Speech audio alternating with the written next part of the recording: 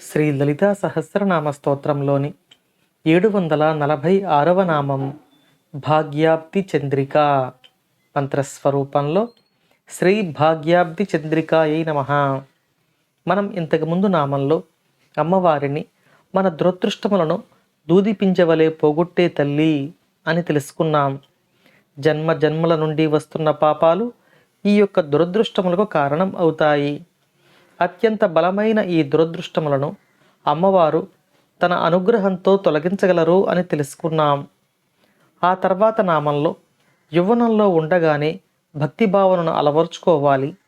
అలా కొంతకాలానికి మన శరీరానికి వృద్ధాప్యం వచ్చేసరికి భగవన్నామ స్మరణ అనేది ఒక అలవాటుగా మారిపోవాలి. కాబట్టి బలం ఉండగానే అమ్మవారి నామాన్ని ఆశ్రయించాలి అని తెలుసుకున్నాం. ఇప్పుడు ఈ నామంలో అమ్మవారు భాగ్యములను ప్రసాదించే తల్లిగా మనకు దర్శనమిస్తున్నారు.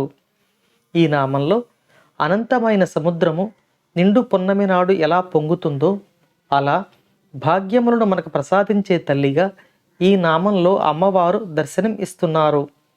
మనం మన జీవనాన్ని సాఫీగా గడుపుతూ ఉన్నప్పుడు ఒక దురదృష్టం అనేది మన జీవితంలో ప్రవేశిస్తే అది పూర్తిగా మనలను కష్టాల పాలు చేసే వరకు తెలియదు.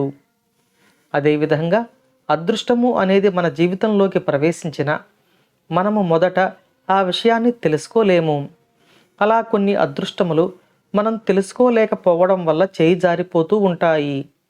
ఈ నామంలో అమ్మవారు అదృష్టములను మనకు ప్రసాదించడమే కాకుండా ఆ అదృష్టమును మనం అందుకునే బుద్ధిని కూడా మనకు కలిగించి మనకు సుఖశాంతులను ప్రసాదిస్తారు అని వసిన్యాది వాగ్దేవతలు మనకు తెలియచేస్తూ ఉన్నారు.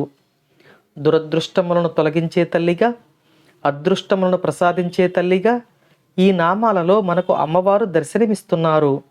అంటే జాతకంలో గల వివిధ దోషాలను అమ్మవారు తొలగించి మనకు శుభములను అనుగ్రహిస్తారు అని ఈ నామాల వరుస మనకు తెలియచేస్తూ ఉంది. అమ్మవారి అనుగ్రహంతో మనం మన దోషాలను పరిహారం చేసుకొని శుభములను పొందెదముగాక. ఓం శ్రీమాత్రే నమః.